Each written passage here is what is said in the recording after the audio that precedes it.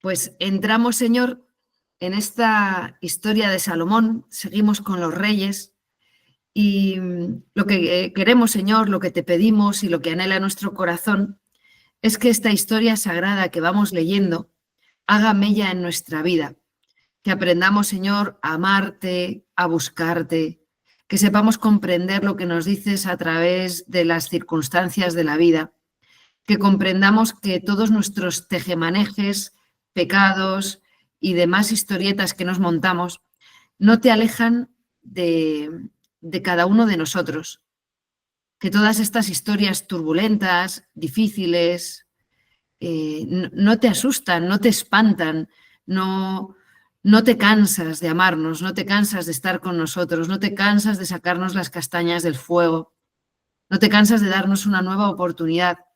Es muy consolador, Señor, contemplar la Sagrada Escritura, estos pecadores tan pecadorazos, y que sigas detrás, empeñado en su salvación y en llamarles hijos.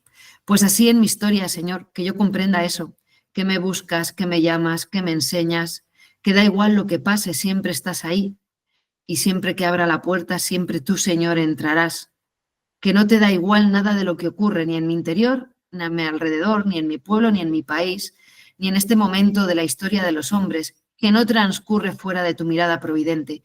Ellos no lo saben, Señor, pero esta historia que vivimos sigue siendo historia sagrada, porque tú sigues siendo Dios con nosotros. Amén. Bueno, vale, ya os podéis despertar, que voy a intentar compartir pantalla. Este es... Vale. Bueno, ya os ha llegado el esquemita este, pero muy bien. Aquí lo minimizo y ahora lo coloco. Vamos, esto. Estoy cogiendo una práctica. Vale, bien. Libros de los Reyes. Vamos a empezar hoy por el primero, pero vamos primero, ¿verdad?, a introducir un poquito. Los libros de los Reyes, ¿qué nos van a contar? Pues históricamente siguen a los libros de Samuel, siguen con la historia de la monarquía en el pueblo de Israel. Teníamos, a ver si os he puesto aquí, tenemos aquí todos los libros. Os preguntaría para examen, si estuviéramos así unos delante de otros, si esta Biblia que hay aquí colocada en estanterías es católica o protestante. Podéis hacer dos cosas. Una es contar a ver si están los 73 libros, que se tarda más, y otra, buscar libros concretos que no van a estar en una Biblia protestante. Ahí os lo dejo. A ver si lo hacéis. Bueno, hacedlo. Yo creo que los que estáis desde el principio lo tenéis que saber. Por ejemplo, el libro de Tobías, los libros de los Macabeos, el libro de la sabiduría, que es el último sapiencial, no está en las Biblias protestantes. Bueno, ¿qué vamos a ver en nuestro libro de los Reyes? En los dos libros de Reyes y los dos libros de Crónicas, que son los siguientes. Pues vamos a ver cómo juzgan la historia de lo que va ocurriendo con un criterio. Esto no es un libro de historia, os lo he dicho muchas veces. Es la historia de la salvación, es la historia sagrada. Y el criterio no es temporal o simplemente temporal. De hecho, hemos visto que muchas veces se lo salta, sino que es teológico. Es la enseñanza aprendida en el Deuteronomio, en la ley que Dios entregó a Moisés. Aquella de amarás al Señor tu Dios con todo tu corazón, con toda... Es el libro de la ley, de la alianza, el de los dos caminos. Entonces, todo lo que vamos a leer y estamos leyendo sobre la historia, y lo vamos a ver sobre todo en el libro de Crónicas, juzga los sucesos a la luz de un criterio teológico. Lo importante en esta historia es Dios, su voluntad, su historia de salvación. Vamos a ir viendo que van a ocurrir cosas que Dios permite, que no le gustan, que no aprueba, pero que permite. Los que sois padres sabéis de esto. ¿Todo lo que hacen vuestros hijos os gusta? No, llega una edad que no, pero que tenéis que permitir ciertas costumbres, ciertas peticiones que os hacen, las permitís sin gustaros. Pues porque todos lo hacen, porque son otros tiempos y no son los nuestros y nos gustaría tener a los hijos en casa metidos y que a las 10:30 estuvieran en casa y no hay manera, que nos gustaría que estudiaran aquí, encontraran un trabajo fijo, se compraran un piso y ahora te toca irte a trabajar no sé dónde, ver menos a la familia, un mogollón de cosas que Dios permite, nuestro pecado que Dios permite, que conduce al pueblo a una situación tremenda de destierro, de mal, y después de esa situación el Señor les llama y les hace retornar. Vamos a ver grandes reflexiones en estos libros sobre lo que son los destierros, que es aquello a lo que mi infidelidad me somete. No es Dios que me echa, no es Dios que me castiga, en plan te mando un mal y te quiero que llores, quiero enfadarte porque yo estoy enfadadísimo. No, es mi infidelidad tiene unas consecuencias inevitables y Dios me deja asumirlas. ¿Mm?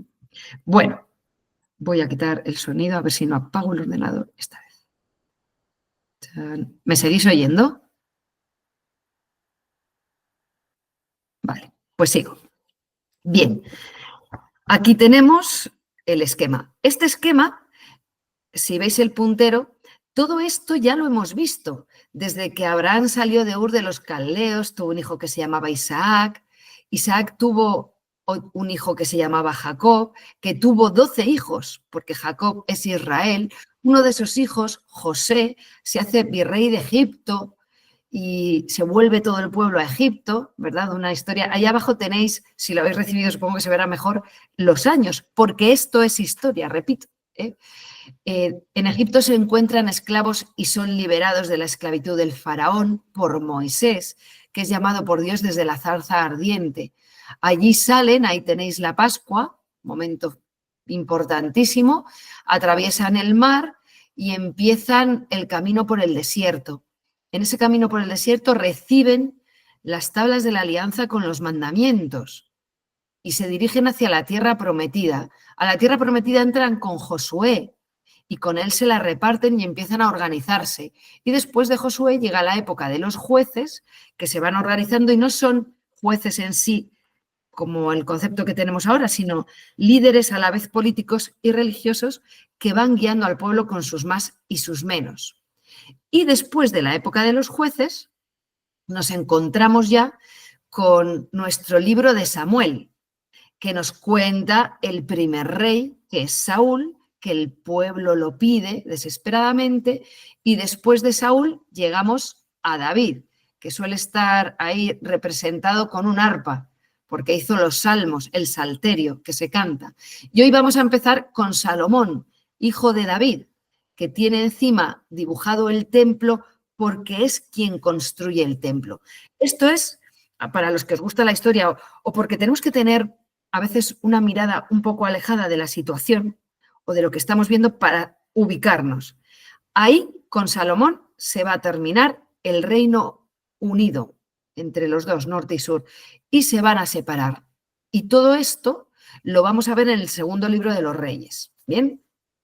Estamos ya muy cerca de los destierros de la tierra del norte y del sur, y luego ya historias que nos quedan más cercanas y que conocemos. Esdras y Nehemías, Alejandro Magno, Judas Macabeo, Pompeyo y el niño Jesús. Bueno, aquí lo tenéis también explicado. Canaán, jueces, reyes, que es donde estamos ahora. Con Salomón empieza la división entre Israel, que serán deportados por Asiria, y Judá, que van a ser deportados por Babilonia, los babilonios, pero cuando los persas ganan a los babilonios, mandan al pueblo otra vez a su casa. Pero esta es la historia de siempre y vamos a verlo en los libros de los reyes. Viene un gobernante, viene otro, viene otro, viene otro. ¿Quién permanece? Dios permanece. Dios es el verdadero rey del tiempo y de la historia. Vendrán los griegos en la época de los macabeos y Roma, que es ya la época de Jesús, que conocemos mucho mejor por el Nuevo Testamento. ¿Qué vamos a ver en estos libros de los reyes? Pues os tenéis que quedar con nombres importantes. Va a haber reyes fieles al Señor, y ahí tenéis dos, Ezequías y Josías. Estos aprendedlos, Ezequías y Josías. Dices, uy, qué fácil, hasta que empiezas a leer nombres y como son todos iguales no los distingues. Ezequías y Josías.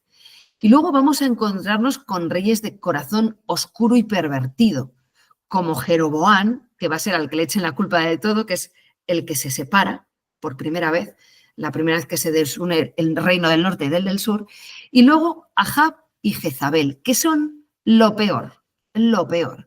Jezabel es hija de un sacerdote satánico de su tiempo, de sus cosas, y se casa con Ahab y le maneja absolutamente y entre los dos las lían. O sea, son el prototipo de lo que no hay que ser. Bien, reyes fieles, generalmente en el sur, reyes de corazón pervertido. Vamos a ver historias que os vais a tener que borrar de Netflix, porque no os va a hacer falta. Y vamos a ver dos grandes profetas, Elías y Eliseo. Sin embargo, notáis que vosotros vais a misa y nunca decimos lectura del profeta Elías. Elías y Eliseo son dos grandísimos profetas que no tienen nada escrito. Lo que nos ofrecen es su vida. No han escrito un libro con sus palabras. No tienen un discípulo que ha escrito su vida. No. Elías es el gran profeta de fuego. Ya veremos por qué. Impresionante su vida. Y Eliseo el profeta calvo. Bueno, ya hemos visto cuáles son los reyes destacados. Quedaos con Ezequías y Josías. Y en estos 4 libros vamos a ver estos 4 puntos. Si os acordarais, sería tan chulo cuando lo vamos leyendo, tuvierais este esquema detrás. La teología de estos 4 libros, que os decía que es la del Deuteronomio, se centra en estas 4 patas. El monoteísmo, solo hay un Dios, el Dios de los patriarcas, no hay más dioses. Va a venir cada vez más otros pueblos que atraviesan o se ponen en contacto con el pueblo de Israel y les presentan dioses mucho más cómodos, como nos ocurre a nosotros. Pues que te cansas de obedecer, pues haces estas otras cosas, o que te gusta este tipo de comida, pues te haces de esta religión, que no te apetece rendir cuentas al final de tus días, pues voy a creer en la reencarnación o en el... Te puedes hacer la religión a tu carta, esto no es una cosa nueva. Hay dioses para dar y aburrir y dioses que están ahí, que pues, bueno, fijaos, van a enfrentarse con los dioses del Olimpo, con los griegos, con los romanos, con los... Que no, que hay un solo Dios, hay un solo Dios, el Dios de nuestros padres, el Dios de Abraham, solo uno, y te quiere. Segunda cosa importante, la esperanza mesiánica. Lo tenéis que tener de fondo en todas estas lecturas porque se ve muchísima maldad, muchísimos problemas, mentiras, trepas. Pues bien, a pesar de toda esa maldad, Dios hará surgir un rey fiel de la dinastía de David. Esa es la promesa constante. Cuando después leamos o escuchemos en el Nuevo Testamento que, como dice San Pablo, Jesús es el cumplimiento de todas las promesas hechas por Dios. Y decimos, amén. Y no sabemos qué promesas. Esta, que a pesar de la maldad, de que está mezclado el mal con el bien, con el poder de Dios está por encima y hará surgir un rey fiel de esta dinastía. Y no un rey cualquiera, el Mesías. Y no un Mesías cualquiera, Dios mismo. Es la esperanza mesiánica. Entonces empiezan a esperar un Mesías,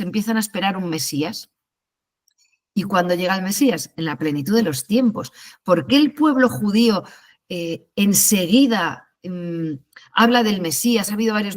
Porque lo están esperando. De hecho, a día de hoy el pueblo judío que no reconoció a Jesús sigue con su esperanza mesiánica. Tercero, 2 instituciones importantísimas, el rey y el templo. Estas no aparecían antes en la historia del antiguo Israel. No había rey, había un profeta o un juez, un hombre carismático que guiaba al pueblo en nombre de Dios. Moisés no era guerrero, no sabía ni dónde era Moisés. Pero aquí tenemos un rey y el rey va a tener muchísima importancia. Ahora bien, el rey ungido por Dios. No es lo mismo que el rey de uno que desbanca al otro, el otro al otro. Dios ha elegido un rey. Bien. Bueno, y el templo, el gran templo de Salomón, supongo que os mandaré, como pueda, ya me apañaré, os enseñaré cómo era el templo. Hay maquetas muy bien hechas en 3D que haces como un viaje interior por el templo de Salomón, ¿vale? Os lo enseñaré. Y otra palabra clave, el destierro. Nuestros libros van a acabar, el libro de los reyes, los libros, bueno, os tengo que decir, el libro de los reyes era un libro, igual que el de las crónicas era uno. Cuando se dividen en dos, no es porque se escriban de dos veces, sino porque, o que haya dos tomos, o que haya dos ediciones, o que es realmente un libro que por cuestión física, porque está escrito en pergaminos, no puede tener una extensión demasiado larga y se divide en dos libros siendo solamente uno. Bueno, el comienzo, ahora cuando entremos, nos va a narrar la muerte de David y el esplendor de Salomón. Salomón vais a ver que no tiene el espíritu conquistador de David. Ahora bien, con él, el reino se conserva y se organiza. Saca partido de los triunfos de David, pero Salomón, en su grandeza, sabe gobernar al pueblo y mantenerlo unido. Deja sembrada la división, pero él mantiene la unión. Pero siempre se mantienen estas dos facciones, el norte y el sur, que están opuestos. Bueno, vamos a ver, vamos a empezar ya por el capítulo 1. ¿Qué nos muestra el capítulo 1? Dice, David anciano. El rey David era ya anciano, entrado en años, y aunque lo cubrían con mantas, no entraba en calor. Nos encontramos con un David mayor, un David viejecillo. La vida le va abandonando, eso quiere decir que ya no entraba en calor. Ya habéis leído que le buscan una jovencita de Sunem, la Sunamita o Sulamita, la Sunamita de unos 16 años y muy hermosa, que sirve al rey anciano como enfermera porque se la entregan para que duerma con él y le dé calor, pero él no se unió a ella. Bueno, esta mujer vive cuidándole y todos los hijos de David, pues algunos han huido, Absalón ha muerto, el resto viven alrededor de él. Y conocemos aquí a su hijo mayor. Bueno, Adonías, hijo de Hagit, creo que lo he puesto por aquí, lo tenéis ahí, Adonías. El siguiente después de Absalón, Amnón había muerto, ¿no? Adonías se autoproclama rey. Como David está muy mayor, como está ya entrado en años y debilitado, y él es el mayor después de Absalón, se autoproclama rey a sí mismo. Dice el texto que su padre nunca le había disgustado. Aquí está la culpa de David. Fíjate que David ha sabido liderar, ha sabido unir, ha sabido pelear, ha sabido reconocer la verdad, ha sabido huir, bueno, ha sabido hacer de todo, menos educar a sus hijos. Madre mía, el primero viola a su hermanastra, luego no sé qué, entonces el otro le mata. Los hijos de David son el dolor de su corazón. Él nunca había disgustado a este hijo. Ojo, hoy veíamos en Tudela un salmo, el 38, que dice, Señor, no me corrijas con ira. No dice, no me corrijas. De hecho, muchos otros salmos dicen, corrígeme, Señor, sondéame, conoce mis entrañas, dime lo que hay en mí de mal y quítamelo, Señor, que no me aleje de ti. La corrección es necesaria cuando hay una relación de padre a hijos, que eres quien les tiene que educar, quien les tiene que poner en la vida. La corrección, el ayudarte a distinguir lo que está bien y lo que está mal, y en lo que está bajo tu autoridad como padre, decidir y no dejar que decidan ellos, para decidiendo enseñarles a decidir y que luego poco a poco vayan cogiendo las riendas. Pues bien, como nunca le había disgustado, este chico hace lo que le da la gana y se autoproclama rey. Esto está mal. ¿Por qué? Pues porque en el pueblo de Israel el rey tiene que ser elegido por Dios. Dios es quien te proclama rey. El rey tiene que ser ungido. La primogenitura, todas esas cosas no son suficientes. Rey es al que Dios elige como rey y al que unge, ¿no? Bueno, encima, Adonías no solo se autoproclama rey, desfila, sino que tiene dos aliados. Joab, el jefe del ejército de David, el oscuro Joab, fiel pero rebelde al mismo tiempo, fiel pero sanguinario, el jefe de su ejército, es lo que se llama un golpe de estado. Y Abiatar era el sacerdote, era el fiel a David. Aquella vez que David pasó por Nob y después Saúl asesinó a todos los sacerdotes menos a Abiatar, David acogió a Abiatar y lo llevó consigo y lo defendió y lo tuvo a su lado siempre. Pues bien, Abiatar ahora se pone de parte de Adonías, como si David hubiera muerto, como si Abiatar siendo sacerdote no supiera que el rey tiene que ser ungido por Dios. Esta es la vida. Esto no parece que esté en el año 1000 antes de Cristo, sino que parece que han encendido el telediario hoy. Juegos de poderes, uno que dice que él es el que manda, otros que se cambian de chaqueta y se ponen a favor de ese para tener más prestigio o porque ven que va a ser el siguiente rey y no les importa a Dios ni lo que Dios quiera. Bueno,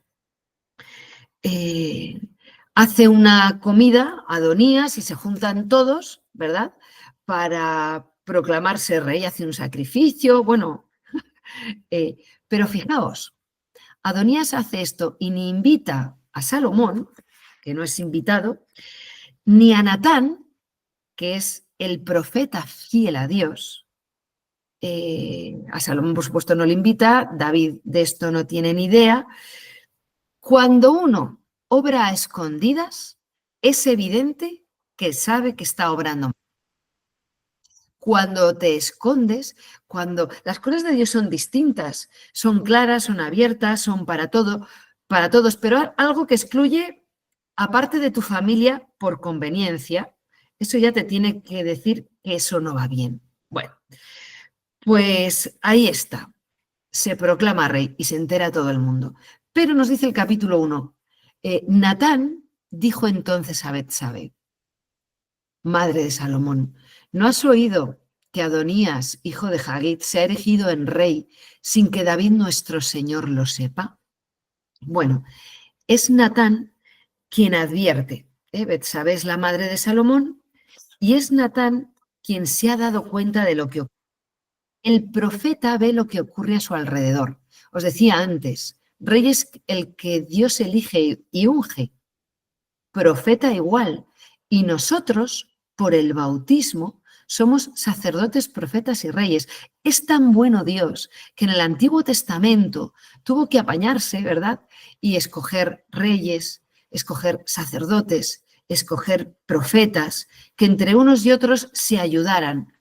Pero ha llegado el momento en el que ya no son sacerdotes, por un lado, profetas o reyes, sino hijos de Dios que por el bautismo reciben este triple munus, ¿no? Este ser sacerdotes, es decir, podemos interceder por el pueblo ante Dios.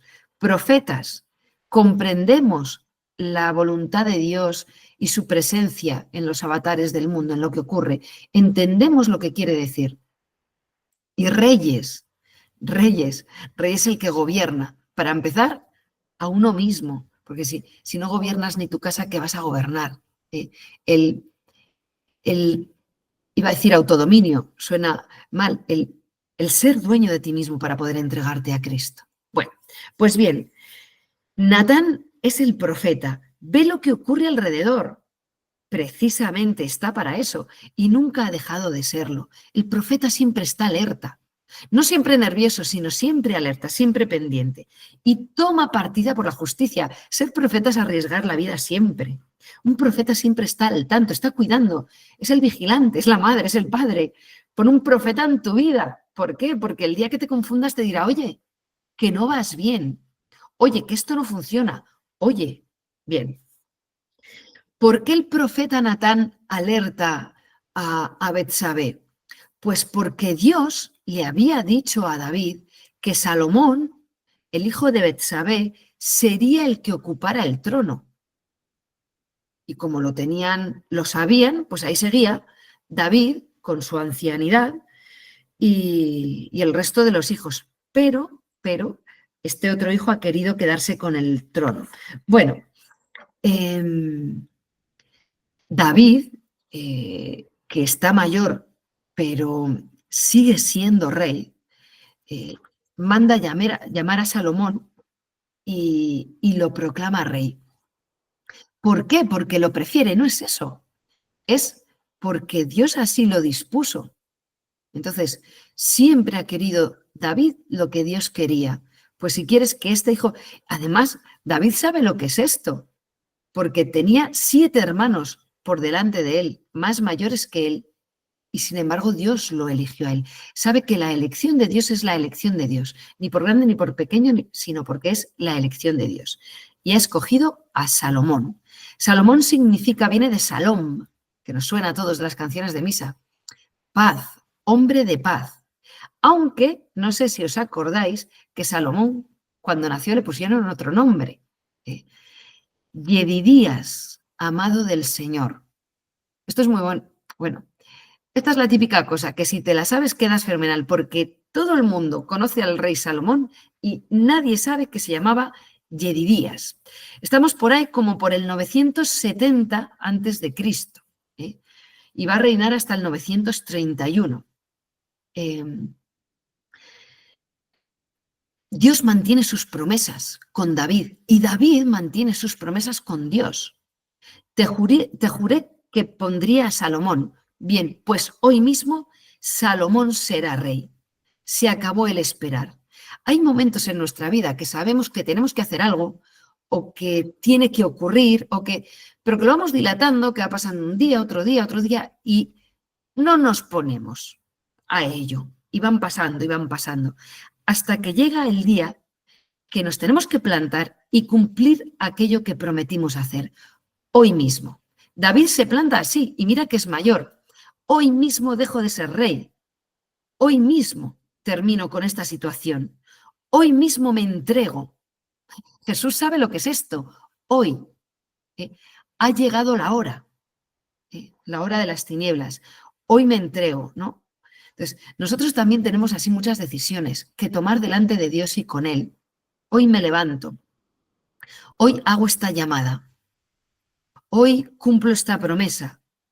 Bueno, hoy te digo aquello que sé que te tengo que decir, pero que me cuesta. Pues te llamo y nos tomamos un café. Son circunstancias las que ocurren a veces alrededor que nos sirven de, venga, reacciona. Fijaos, ¿cuándo empieza Jesús a predicar? ¿Cuándo empieza su vida pública? ¿Cuándo aparece y va a bautizarse? Pues cuando le llega la noticia de que Juan ha sido asesinado por Herodes. Bien, el Señor nos habla a través de las circunstancias. A veces tú te plantas y dices, me va pidiendo el corazón, yo creo que es este el momento. Pero si no, no te preocupes, porque el Señor te lo hará ver. Mirad, San Juan fue corriendo hasta el sepulcro, se asomó y comprendió todo. Pedro llegó después, se asomó y siguió sin comprender nada. Y tuvo que venir el Señor y pasear con él y decirle, kikiriki, ¿qué pasó? Y entonces Pedro cae en la cuenta. No pasa nada, somos distintos.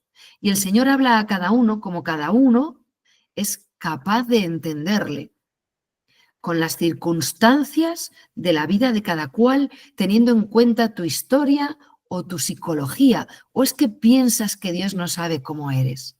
Él sabe.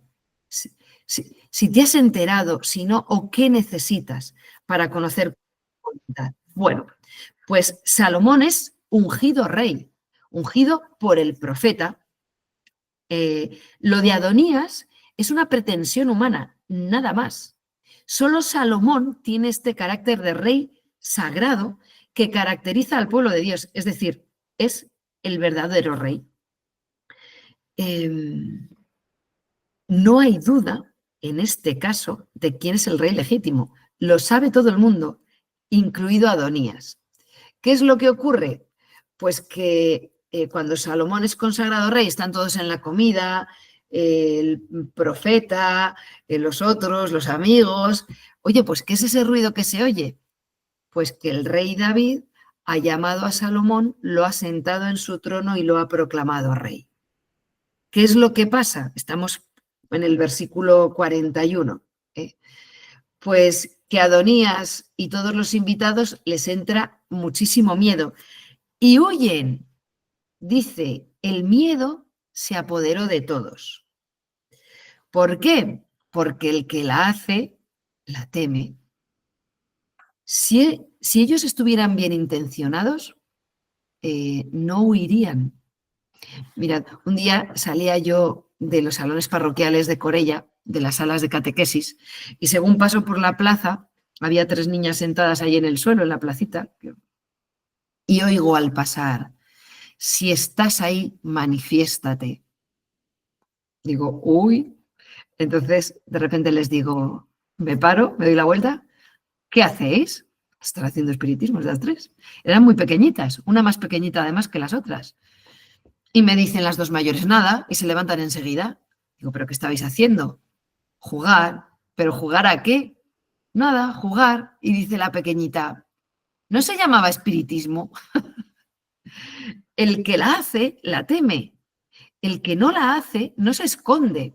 Y estos se delatan a sí mismos huyendo. Lo sabían, sabían que con ellos el tal Adonías no invita a Salomón, no está el rey, no está Sadoc.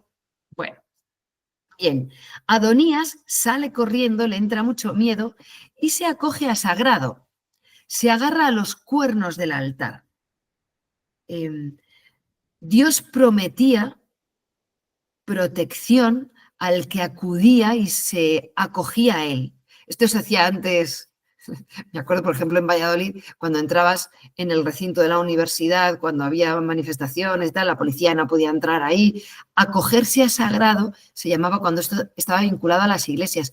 No puedes entrar a una iglesia a detener a nadie, a matar a nadie, porque se acoge a sagrado. Entonces, ya venía en la legislación del Levítico, puede uno agarrarse a los cuernos del altar. Los cuernos del altar, que por eso os he puesto esa diapositiva, son esos 4 salientes que hay en las 4 esquinas, los que haya un cuerno, son los salientes. El cuerno en el Antiguo Testamento significa el poder, es acogerse a la protección de Dios poderoso. Bueno, pues lo que hace es eso, salir corriendo y agarrarse a los cuernos del altar. Ahora se acuerda de Dios, o sea, te has saltado a Dios, a su profeta, te has saltado al ungido, que es tu padre, y ahora te agarras al altar. Bueno, bien, la protección sagrada no era para todo el que se acogía a sagrado. De hecho, no sé si os acordáis que el Señor dispone en la tierra prometida ciudades de asilo, en las cuales el asesino, el que ha matado a su hermano por accidente, se puede librar de la venganza de sangre acudiendo a una de esas ciudades. Y en esas ciudades no le pueden tocar. Esto se hace para que éste no muera y para liberar a los familiares de la obligación de la venganza de sangre, que era una cuestión cultural tan arraigada que va a haber que sacarla muy poco a poco. Entonces, el vengador de sangre, cuando se había acogido a esa ciudad de asilo, ya descansaba diciendo, ahí no le puedo coger, no estoy obligado a matarle, porque era una obligación. Y el otro, quedándose ahí metido, estaba a salvo. Pues bien, esto es parecido, y eso es lo que hace Adonías, se agarra a los cuernos del altar. Pero se le olvida un detalle, la protección sagrada es para el inocente. Es que Dios no ama a los culpables, Dios ama a todos. Pero el inocente ha sabido esconderse bajo sus alas, acogerse a su protección y el culpable no. Entonces, no puede pedir justicia cuando él se ha alejado de esa justicia. Es él el que se fue.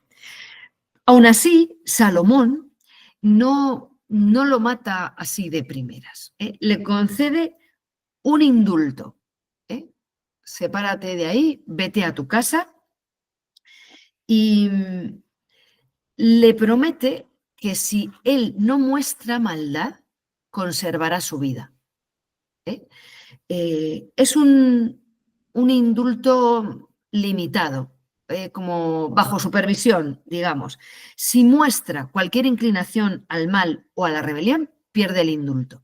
Bien, Salomón empieza a mostrarse ya como un rey justo, no entra decapitando a nadie, y sabio, sabe esperar, sabe cómo dar una oportunidad. Y esa es la presentación de Salomón, del capítulo 1. Pasamos al capítulo 2 y David ya se está muriendo. Testamento y muerte de David. Y si os lo habéis leído, te quedas alucinado, porque va a coger a todos los que le hicieron mal y le va a decir a su hijo Salomón, que está ahí escuchándole, ¿no?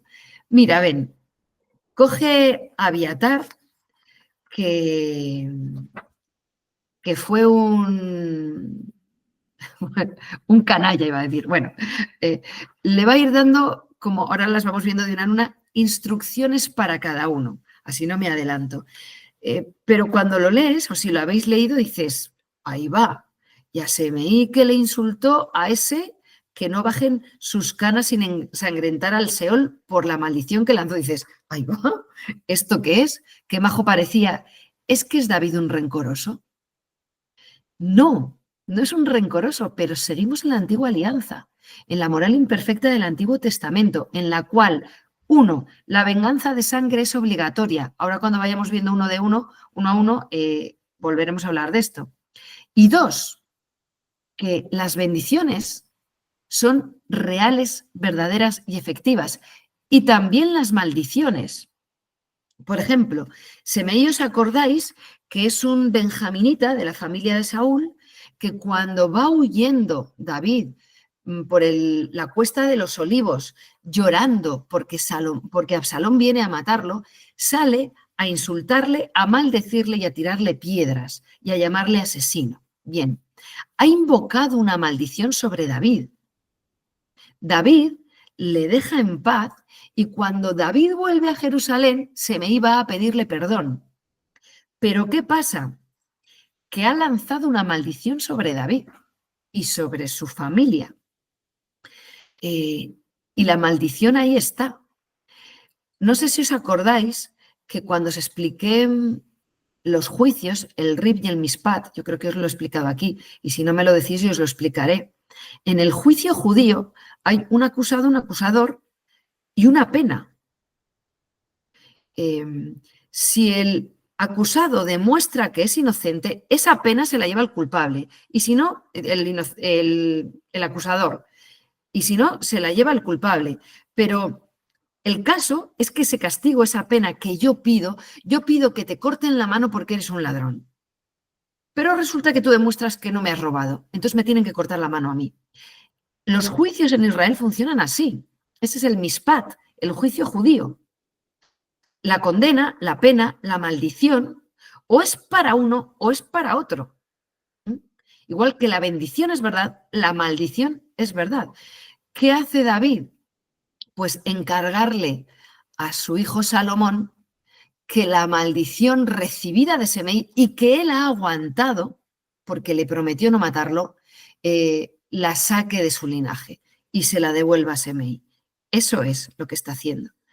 Dice Deuteronomio 19, si resulta que el testigo es falso y ha acusado falsamente a su hermano, haréis con él lo que él pretendía hacer con su hermano. Es lo que os estaba contando.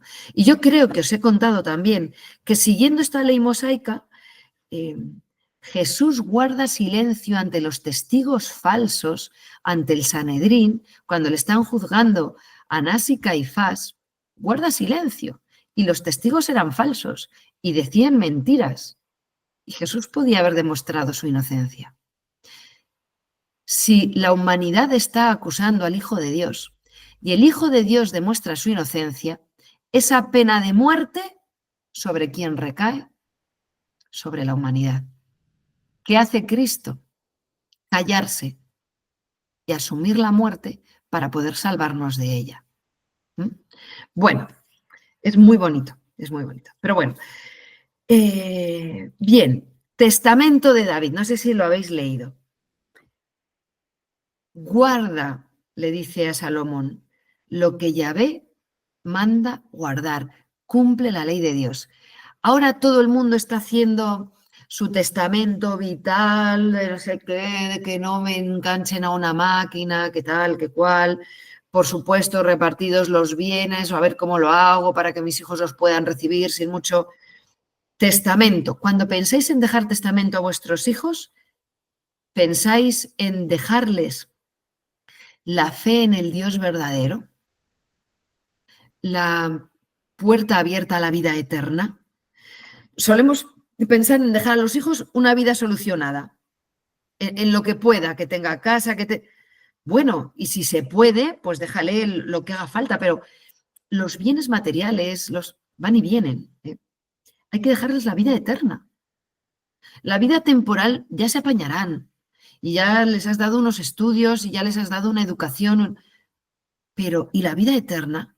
La vida eterna es lo primero y lo principal que puedes dejar a tus hijos como herencia. De hecho, David también habla de cosas, pues de agradecimientos. Le dice, los hijos de Barzilai, el de Galaad. David es muy mayor, pero se acuerda que cuando va huyendo de Absalón, este hombre, Barzilai, ¿os acordáis? Un galadita, un anciano rico, lo acogió y le alimentó, a él y a todos los suyos. Entonces le dice a Salomón, hijo, siéntales a tu mesa, fíate de ellos. Y yo me despido, además es muy bonito si lo habéis leído, dice, yo me voy por el camino que se van todos en la tierra, así de sencillo, con naturalidad. La muerte es parte de la vida. Mira, no sabes si vas a ganar un premio Nobel, si te va a tocar la lotería, te vas a romper un tobillo, pero que te vas a morir, lo sabes. Lo sabemos todos, ¿no? Lo que pasa que ahora mismo, tan alejados de la vida, tan asustadizos con todo, tan cómodos en nuestra mediocridad, la idea de la muerte nos da un miedo atroz, atroz. Estas personas de Dios impresionantes, que no tienen miedo ni a la vida ni a la muerte, la toman con naturalidad.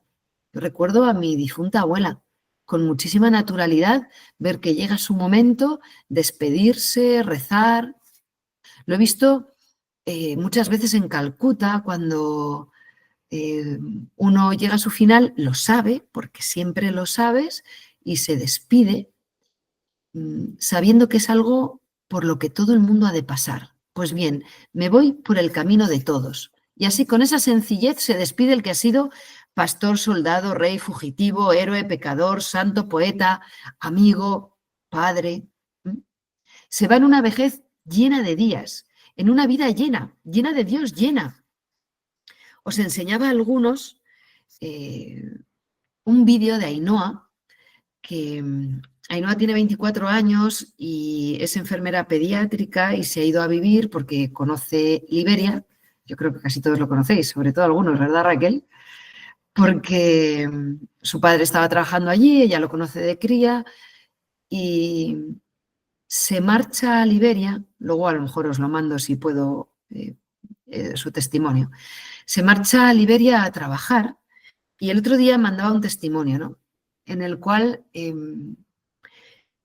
ella dice que ahora mismo que ha cumplido 24 años, si el Señor la llamase, si muriese, que sería un regalo, dice, mi vida está llena.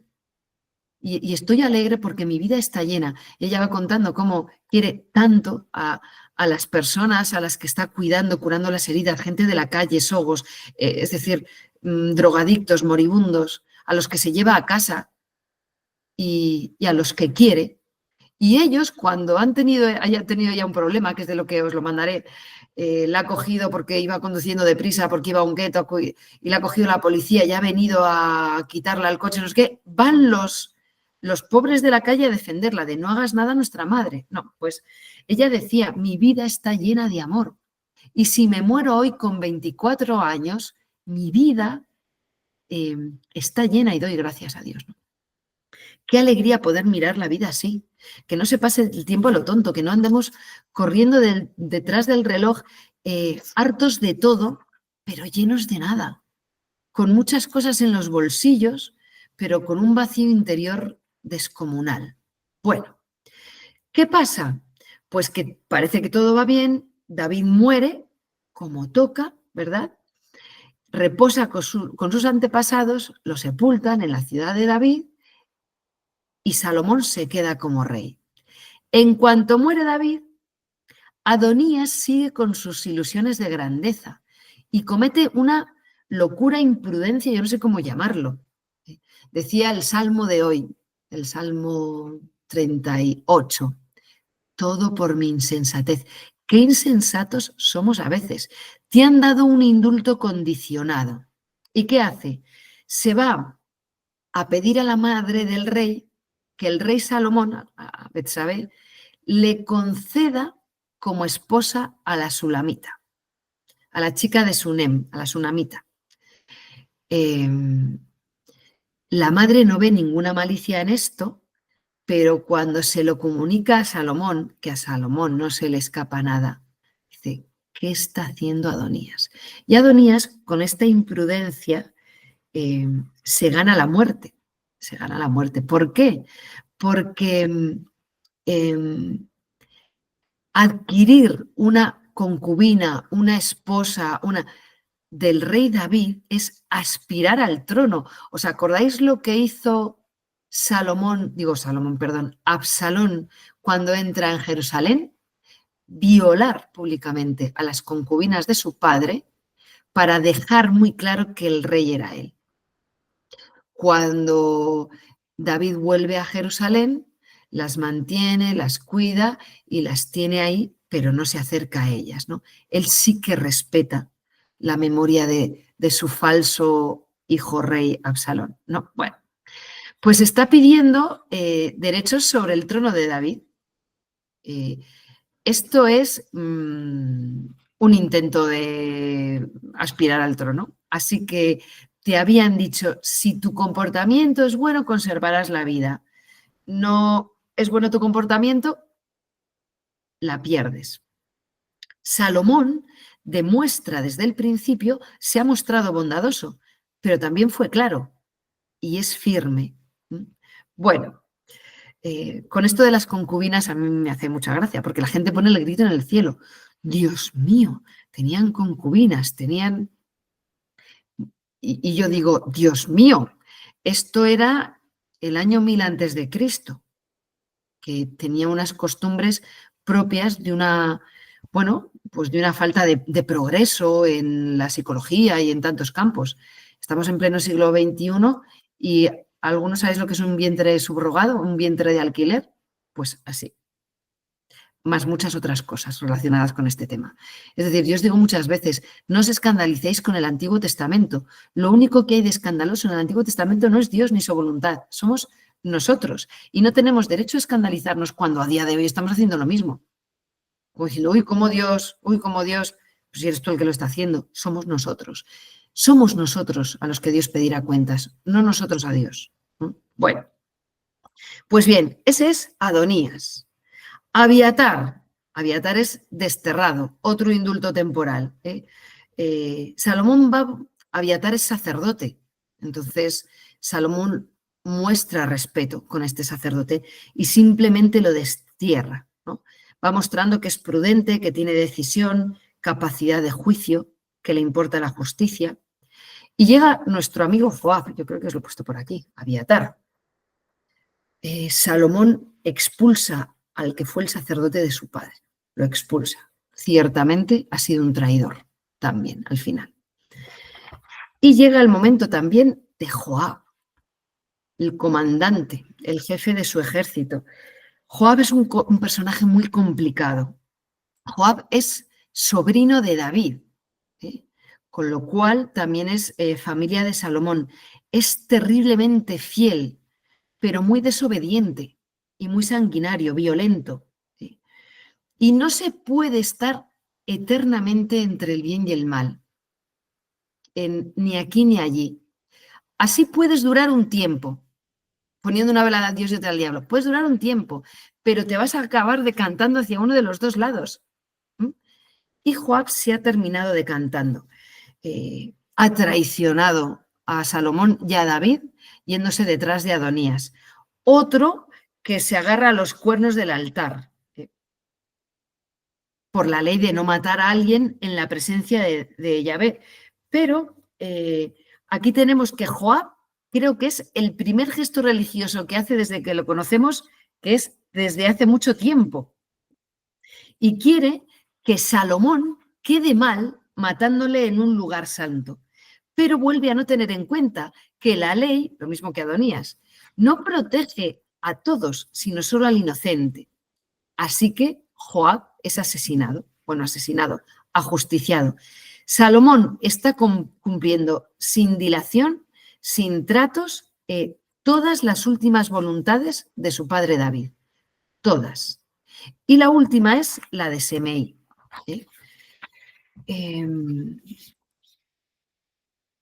Semei ya lo hemos hablado, ¿no? Porque os lo he puesto de ejemplo antes. Otro indulto profesional. Vamos a ver. Semei vino tirando piedras a David, maldiciéndolo. David te perdona la vida. Llega Salomón y te la vuelve a perdonar. Otro indulto provisional. Mira, métete en tu ciudad, no salgas de ahí y entonces estás a salvo. Pero como tú salgas de la ciudad que escojas, de Jerusalén o de tu ciudad, entonces serás reo de muerte. Salomón está volviendo a ser misericordioso y Semei está agradecido, pero luego se le olvida. Un día pierde unas burras o tiene que ir a buscar unos criados no sé dónde y se va. Pero hombre, ¿no has prometido que te ibas a quedar? ¿Era tan difícil acordarte si te va la vida en ello? No, bueno, se le olvidaría. ¿Cómo se te va a olvidar si el precio de salir es la muerte? Somos así de olvidadizos. Al final, no es que seamos olvidadizos, es que somos flojos a la hora de cumplir una promesa. ¿Tú por qué no cumples las cosas que has prometido a Dios? Si a ti te preguntaran, dirías, no, es que era difícil. Ya, pero en el momento se lo prometiste porque era muy importante lo que le pedías. No, es que se me olvidó. ¿Así? ¿Se te olvidó? ¿Se te puede olvidar algo importante? Pues, ¿qué tipo de persona eres? Bueno, el caso es que aquí ha habido como un montón de personas a las cuales ha habido que poner en su sitio. Yo os pongo ahí una pregunta. ¿Es más bueno Dios si nada le importa? Ocurrieron cosas, maldiciones, asesinatos. Joab era un asesino. Asesinó a aquellos dos a los que David había perdonado y manchó de sangre el nombre de David. ¿Es que le da igual a Dios? No le da igual. Bueno, es más bueno Dios si dice, bueno, no pasa nada, seguimos, bueno, no pasa nada, seguimos, bueno, no, a Dios le importa. Tú no puedes ir y decir, en el colegio me pegan, me insultan, me quitan la merienda, bueno, no pasa nada. No, no, el que te pega, te insulta y te quita la merienda, tendrá que ponerse cara a cara con Dios que le dirá, ¿por qué le quitas la merienda a mi niño? Todo lo que te ocurre a Dios le importa y no se queda así. Ahora bien, le importa como un padre al cual sus dos hijos están peleados, le importa el uno y le importa el otro, pero le importa. Si a Dios le diera igual el mal o el bien, no le podríamos amar. El caso es que Salomón está siendo súper rápido en cumplir todo lo que David le ha dicho.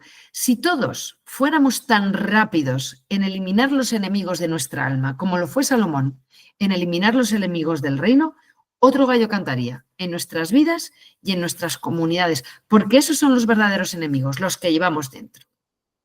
Y en el capítulo 3, que es súper bonito, empieza diciendo, importantísimo, tenemos que aprender, nos sorprendemos con lo que pasó con Salomón, no es tan sorprendente. Salomón emparentó con el faraón, rey de Egipto, tomó a la hija, anda, mira qué curioso. Sigue hablando, que el pueblo seguía ofreciendo sacrificios y dice, lo que os he puesto ahí, Salomón amaba a Yahvé y obraba según los preceptos de su padre David. Lo hemos visto. A pesar de ello, ofrecía sacrificios y quemaba incienso en los altozanos. Este primer párrafo del versículo 3 es importantísimo. Primero, se casa con una mujer egipcia. No es su primera mujer, pero se casa con una mujer egipcia. Los egipcios no daban a sus princesas, eran una gran potencia, sino al revés. Tú ofrecías a tus hijos para emparentar con Egipto. Los extranjeros iban a Egipto, pero esto nos muestra que el rey Salomón, el reinado de Salomón, es una gran potencia para Egipto, tanto que Egipto ofrece una princesa. Los lazos familiares servían para evitar conflictos entre países. Este es el motivo, que ya lo hablamos con David, de tantas bodas y de tanta poligamia. Los matrimonios de Salomón, que van a ser muchos, y son en este sentido todos ellos, van a ser la puerta de su ruina, porque van a ser la puerta de la idolatría. Él se va a entregar a la mentira, a dioses que no son verdad. Se le va a olvidar que es un ungido del Señor. Esa manera de conducir el reino de los reyes paganos está bien para los reyes paganos, pero el pueblo de Dios se rige por otras leyes. Y luego esto de los altozanos, en principio el pueblo podía rendir culto a Dios en altares que construían mientras no existía el templo y no estaban en el lugar de la tienda del encuentro. Mientras no cayeran en el culto idolátrico, podían rendir culto a Dios así. Pero Salomón tiene la tienda del encuentro allí. Vive al lado del arca de la presencia del Señor. Así que Salomón amaba a Dios, pero a la vez flirteaba con la nada. Salomón, os he puesto ahí ese dibujo tan gracioso, está al borde de un precipicio sentado en una piedra suelta. Así. ¿Por qué? Pues porque juega. No, os he dicho antes, no se puede estar eternamente entre el bien y el mal. Así que empieza su reinado, que empieza bien, y ocurre, dadme 5 minutos, por favor, y termino, que tiene un sueño. Esto es uno de los capítulos más bonitos del rey Salomón y que nos muestran mucho el corazón de Dios. El sueño de Gabaón. Acude a ofrecer allí un sacrificio y Dios en sueños se le aparece y le dice: pídeme lo que crees que debo darte. Primera cosa, ¿puede Dios hablar en sueños? Sí. Los sueños son parte de nuestra estructura, de nuestra psicología, y ¿no es acaso Dios nuestro creador? Nos puede hablar a través de lo que Él quiera, también de nuestros sueños. Hoy, ¿por qué no pasa esto? Porque no hay profetas, teofanías y sueños en los que Dios habla. Puede haberlos, pero es que Cristo ya lo ha dicho todo. Hemos recibido la plenitud de la revelación en Cristo. La palabra, ya no falta que sea dicha, se ha encarnado y ha hablado por sí misma. Por eso son menos frecuentes ahora. Pídeme lo que crees que debo darte. Esta noche cuando reces, escucha esta pregunta. Pídeme lo que crees que debo darte. ¿Qué le pides a Dios? ¿Qué le pides? Salomón le pidió un corazón que sepa juzgar, que sepa escuchar, que sepa distinguir entre el bien y el mal. Y Dios le dice: mira, como no me has pedido nada para ti, todo lo que podrías haber pedido, una vida larga, que te libre de tus enemigos, paz, como no me has pedido nada de eso, sino un corazón justo para guiar a mi pueblo, te voy a dar lo que me has pedido y vas a ser el hombre más sabio, y te voy a dar también lo que no me has pedido. Ese es Dios que sabe lo que anhelas, que sabe los deseos que hay en tu corazón y que le cautivas cuando no pides para ti, cuando no pides para tu bien, sino para el suyo. o para su rebaño o para sus hijos. Esto cautiva el corazón de Dios, porque no has pedido para ti. Es un Dios enamorado de la limpieza del corazón, del que no es un egoísta. Y terminamos con el famoso juicio de Salomón. Empieza Salomón a reinar con esta sabiduría, ¿verdad? Y le presentan dos prostitutas, que resulta que tienen dos hijos pequeños que se llevan muy poca edad y una se ha dormido sobre el niño y el niño se ha asfixiado. Se despierta, lo ve y se lo cambia a la otra. Entonces, la otra vienen a juicio y entonces una dice, el niño muerto es el de esa. Y la otra dice, no, no, el niño muerto es el suyo, el mío es el vivo. Y así están las dos peleándose. El famoso juicio de Salomón. 3 pinceladas, pero muy importantes. Salomón demuestra tener sabiduría para comprender, coraje para actuar y amor a su pueblo. Está atendiendo a 2 prostitutas. No se encarga de los famosos, de los pudientes, de los ricos, de los... No desprecia el sufrimiento de nadie. Está pendiente también y vela por aquellas partes de su reinado que no son personas bien vistas. Su padre fue pastor. Así que eso es importante. Dedica tiempo a escuchar a los demás, a pensar, a decidir, a hacer justicia, sean quienes sean los que le piden justicia. Y luego va a demostrar mucha sabiduría, se le van a atribuir los libros sapienciales. Ahora que el reino se ha establecido y es más sedentario, se va a empezar a escribir. Y Salomón escribe, o se le atribuyen mucho de los libros sapienciales, porque demuestra una sabiduría práctica y vital, no elucubradora, inconcreta, de... No, no. Vamos a ver. Coged al niño vivo, traed la espada. Pues vamos a dar la mitad a cada una. Tú dices que es tuyo, tú también, pues la mitad a cada una. Claro, la madre verdadera del niño dice, no, no, no, no, no, que se lo quede la otra, pero no lo matéis. Y entonces Salomón dice, dádselo a ella. Ella es la madre. Es una sabiduría práctica y nos da una lección muy grande, no solo sobre la sabiduría, sino sobre la equidad. Hay que ser equitativo, hay que ser equitativo. No, no, hay que buscar la verdad. Si eres equitativo pero no buscas la verdad, puede ser terriblemente injusto e incluso cruel. Vamos a ser equitativos. Mitad del niño para una y mitad del niño para otra. No, no, no, no, no. Hay que buscar la verdad. Hay que buscar la verdad. Y en el capítulo siguiente, que no os lo voy a explicar porque simplemente nos da todos los nombres de cómo Salomón organiza su reino y va repartiendo los gastos de... Os he puesto una oración para pedir la sabiduría, pero no vamos a rezar. Va repartiendo los gastos del templo y del reino entre las 12 tribus, de manera que cada tribu se encarga de los gastos de la realeza y de todo en un mes del año, con lo cual no es muy gravoso y se lo reparten. Bueno, va organizando, va delegando, va demostrando que es un buen rey, va poniendo una estructura, ¿no? Entonces, bueno, ya veremos que va a ser apasionante cómo Salomón construye el reino. Pero terminamos pidiéndole al Señor esa sabiduría que ahora no la encuentro. Aquí, escritorio. Vamos a pedirle al Señor una sabiduría, pero no como la de Salomón. Le vamos a pedir una sabiduría que es Cristo. La sabiduría verdadera, no la sabiduría del conocimiento, de saber muchas cosas, sino la sabiduría de tener el corazón puesto en el Señor. Danos, Señor, sabiduría. Haznos sabios, no nos dejes ser locos. Haznos sentir las cosas con criterio de eternidad. Haznos conocer tu realidad divina amándote.